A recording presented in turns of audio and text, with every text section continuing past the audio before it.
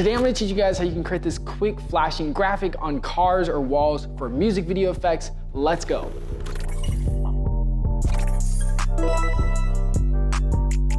What's up guys, my name is Devin Huynh, welcome to 11% Tutorials. As I mentioned, today we're creating this quick flashing graphic that you can track and apply to cars, walls, buildings, or just any other objects in your videos. It's a great effect that you can use for music videos or any other projects that require a lot of editing or cool visual effects. This effect comes from the When You Call music video by Beezy by Kevin Mora. Shout out Beezy, by the way. This effect plays out really nice in the intro, creating some establishing shots, and I just thought it'd be a really quick idea to show how to create it in After Effects. All we'll be needing today is After Effects, but before we hop into this tutorial, if you have trouble designing title cards or coming up with cool effect ideas for your music videos or just other video projects, I definitely recommend checking out our store 11%.net. There we sell a bunch of crazy video editing presets that work with After Effects, Adobe, Premiere Pro, Sony Vegas, Final Cut, just pretty much every video editing software. We have packs ranging from title card presets all the way to 3D Chrome visual effects overlays. All of our presets are super easy to use, just drag and drop, and also they're probably one of the best priced preset packs out there in the market. So if you're interested in speeding up your editing workflow, definitely make sure to check out 11%.net, link in the description. Without further ado, let's go ahead and jump right into the tutorial. All right guys, so now that we're inside of After Effects, we have our clip loaded up right here. Make sure that the window that you have in view is visible for the entire scene. So this one right here, we can see the window.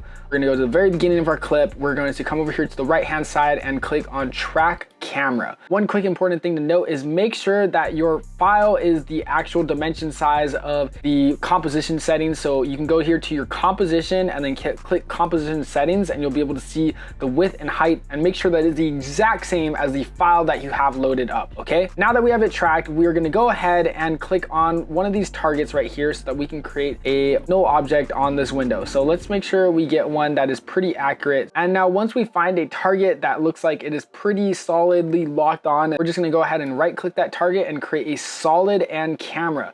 And now you can see we got two new layers, a camera and a solid. Solid is obviously where the visuals are gonna go. So we're just gonna go ahead and scale this solid up a bit. It should be pretty well tracked. And now what we're gonna do is we are gonna go ahead and create a mask. I'm gonna go ahead and hit the drop down on this solid.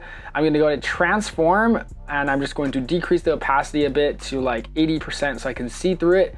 Then I'm gonna grab my pen tool and I'm just going to zoom in, and I'm going to draw a quick mask around the entire window. So just make sure you get a mask that covers the whole window. It doesn't have to be super crazily accurate. We can of course go ahead and adjust everything later. And now you can see if we play this out, it looks like the blue square is tracked to our window the entire time. Now there might be some little edges right there that are kind of jittering, but don't worry, we can just go ahead and change that by hitting the drop down on mask 1, and then expanding the mask just a tad bit. So now it's time to go ahead and actually add these graphics. Let's go ahead and turn up that opacity back to 100%.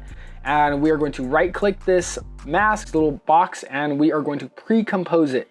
You can call this like image flash. And now we have a pre-comped image flashing file. And what we're gonna do is we're gonna double click this, and it's gonna take us into this little square. It's just a separate composition from our original composition. So now anything that we change in here is going to affect only the blue box area on our original composition.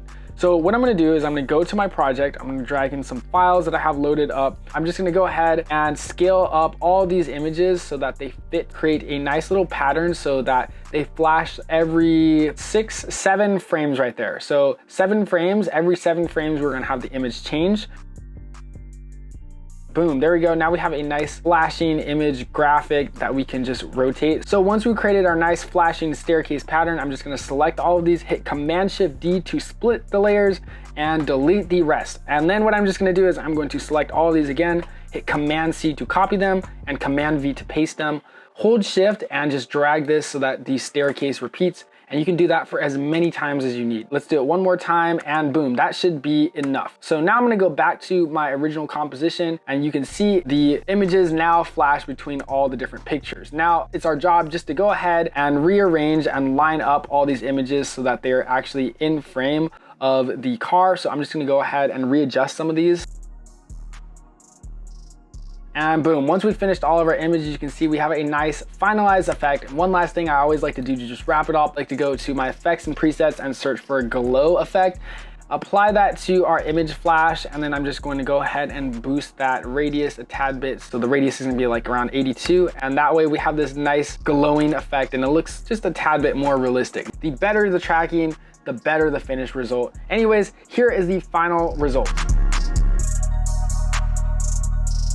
If you guys made it to the end of the video, I just want to say thank you again so much for watching. Really, it means a lot to me and this channel. If you found any value or help, definitely be sure to smash the like button and hit subscribe. It's free. All this content is free, so really, it means a lot. And once again, if you're interested in speeding up your editing workflow and just saving some time while creating some cool edits, definitely make sure to check out 11%.net. We have a bunch of super easy to use preset packs, but also on our site, we also offer the option to earn, so you can actually become a preset pack seller yourself if you're interested in earning some extra passive income as a video editor. I always recommend to anybody who's starting out as a videographer, video editor, you always got to have a source of passive income, and you can't rely on just unreliable and annoying clients for the rest of your entire freelancing career. Like seriously, in this day and age, every video editor has to have a source of passive income, and becoming a preset pack seller is one of the best ways to do it. So if you have a video editing style or create visual effects that people are always like, yo, how did you make that? I definitely recommend checking out the earn link in the description at our store 11%.net. We give all of our preset pack sellers a generous 89% of their profits, giving us only 11%, hence the name. So once again, if you're interested in becoming a preset pack seller or just purchasing some preset packs to save yourself some time while editing, definitely make sure to check out 11%.net, link in the description. Once again, I just want to say thank you again so much for watching. Leave a comment down below of what tutorial you want to see from us next, and we'll see you guys in the next video. Peace.